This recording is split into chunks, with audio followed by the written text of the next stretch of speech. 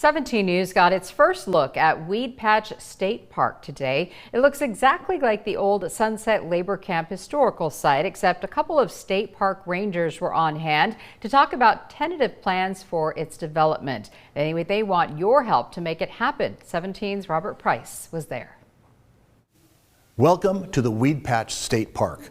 Well, I may be getting a little bit ahead of myself, but the California State Park System has identified the old Sunset Labor Camp, as it's also known, as a future California State Park. They just need to work out some details over the next year or two. The old Weedpatch Camp, or more officially the Arvin Federal Government Camp, opened in 1936 to house some of the migrant workers from Oklahoma, Texas, and other states of the lower Midwest who descended on Kern County during and in the years following the environmental disaster of the Dust Bowl. It gained its greatest fame as the setting for John Steinbeck's The Grapes of Wrath, but the Dust Bowl, no better symbolized than by the Weedpatch Camp, transformed California and especially Kern County.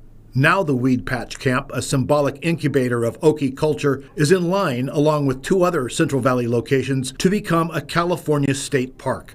But first, says State Park Ranger Lori Ware, state parks officials need to figure out restoration alternatives, curriculum opportunities, and more. So initially what we're looking at are the existing buildings on site. Some of them are original and in their original locations, like this community center that we're in today. And then we can look at what type of exhibits we want to put in those buildings.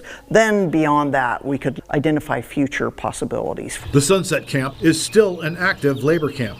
Stephen Peltz of the Housing Authority of Kern, which operates the camp, says the marriage of the two entities presents a great educational opportunity. We think it actually works well together because you have this historic site and then people can actually see the current migrant camp and realize that history of migrant farm workers extends back, for 90 plus years. Who decides exactly what Weedpatch State Park, or whatever it's called, will teach?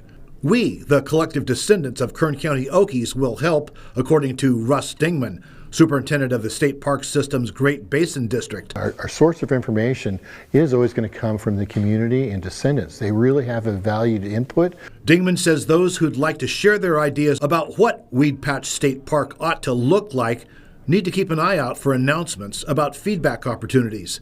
We know some folks who will be happy to share their stories about the camp, starting with Sharon Garrison. Most people know us as the Dust Bowl girls. And they're delighted. I think it's wonderful. The legislature still must finalize the acquisition of these three new parks. Then comes a period of study and planning. In Weedpatch, Robert Price, 17 News.